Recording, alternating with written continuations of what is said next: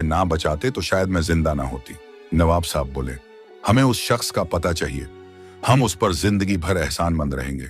मरियम का शहर लौटना अब तय था।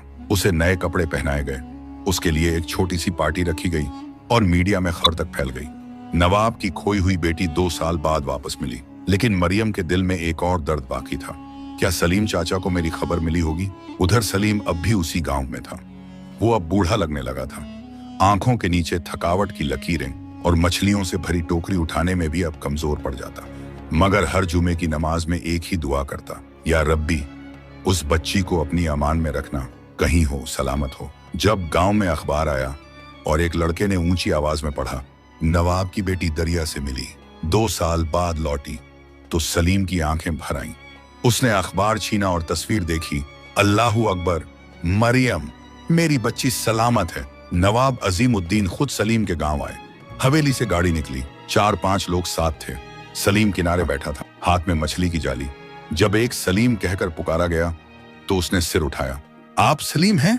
जी हजूर, हम नवाब अजीमुद्दीन हैं, मरियम के वालिद। आप वो शख्स हैं जिसने हमारी बच्ची को बचाया, पाला और उसे जिंदा रखा। सलीम घबराकर खड़ा हो गया। मैंने तो बस इंसानियत का फर्ज निभाया था मालिक। नवाब ने उसका हाथ थाम लिया। आपने हमारे घर की चिरागों को रोशन रखा, अब ये एहसान कभी नहीं भूला जाएगा। सलीम को शहर बुलाया गया, उसे एक नया घर दिया गया, हर महीने का खर्चा तय हुआ और साथ ही एक बड़ी मछली कंपनी में हिस्सेदारी दी गई। अब आप सलीम नहीं, सलीम उर रहमान, हमारी फैमिली के करीबी हैं। मरियम ने दौड़कर उसे गले लगाया। आप मेरे चाचा ही नहीं, अगर आप ना होते तो मेरी कहानी कब की खत्म हो चुकी होती। मरियम अब हवेली लौट चुकी थी। चारों तरफ रोशनी थी, स्वागत था, गुलाब के फूलों की बारिश थी, लेकिन उसके दिल में एक अजीब सी खामोशी तारी थी।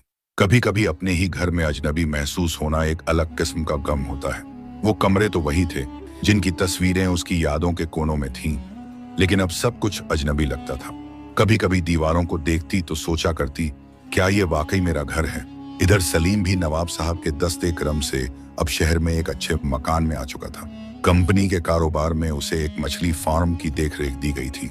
हर दिन वो कुशलता से काम करता, लोगों के साथ सलीके से पेश आता, लेकिन अभी भी सादा ही रहा वही मछुआरे वाला दिल, वही फकीरी तबीयत। शहर के लोग उसकी इज्जत करने लगे थे। सलीम चाचा अब हर किसी की जुबान पर था, मगर अंदर ही अंदर सलीम जानता था कि असल इम्तिहान अभी खत्म नहीं हुआ। मरियम अब स्कूल जाती थी, मगर खास टीचरों से घर पर ही तालीम दी जाती। कभी कभी उसे हाई प्रोफाइल पार्टीज में भी ले जाया जाता। वहां ऊंचे ओहदेदार, बड़ेर साहबजादे और शहर के नुमाइंदे होते, सब उसकी तारीफ करते।